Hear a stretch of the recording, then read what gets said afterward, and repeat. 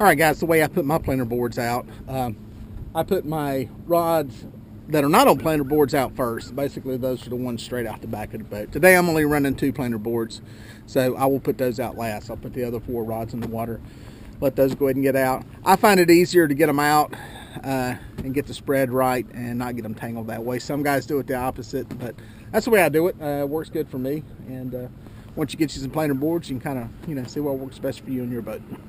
Alright, so these things are kind of simple to use. What I'm using is just a Santee drift rig, like this.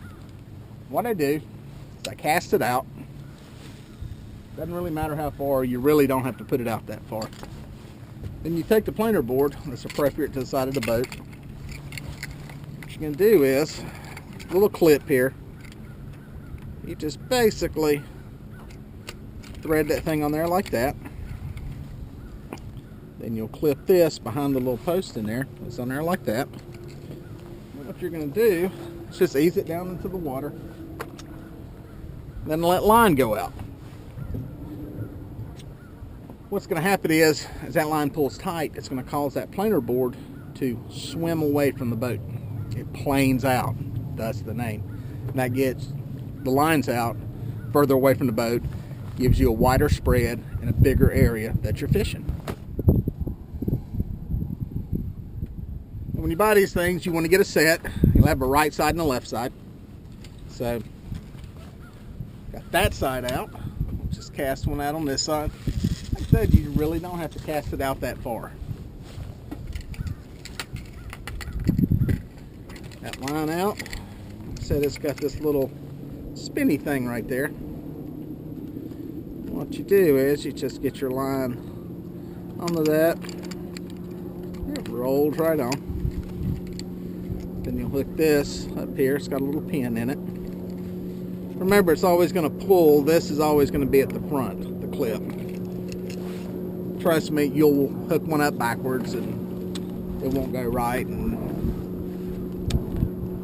no matter how many times you do it, when you're not paying attention, you'll do it again. So then you just let it swim out as far as you want it. Hook your reel in gear, and you'll know when it gets hit. Alright, here's what my setup looks like. I've got these rods here on the corners of the boat. Then I've got one on each side that's going out, standing out about another 7 feet. And then I've got this one here that has the planer board that's going out another 8-9 feet. So I've got 6 rods, and it's giving me a coverage probably 35-40 feet. Now, if I wanted to add 2 more planer boards, I could extend that coverage, from anywhere another 10-15 feet wider. So you could, in effect, be trolling an area that's 60 feet wide, just depending on how you space your boards out.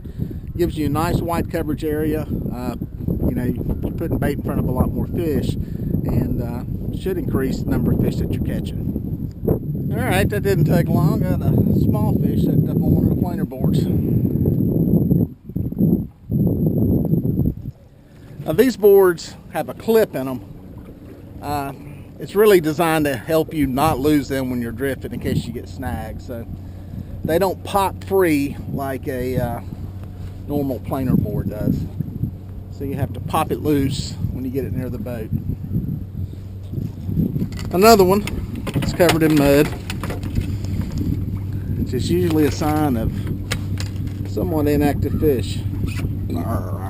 You can see the mud on its side there. Nice fish. Let them go. I'm going to cast this one back out. Like I said, you don't have to cast it far. Let's get it clear of all your other stuff. Bring this down. Bring it onto this little thing here. That's the back of the planer board. Clip your line into there. It's the front of the planer board and be going that way. Put it in the water, let it swim out. Get ready for another fish.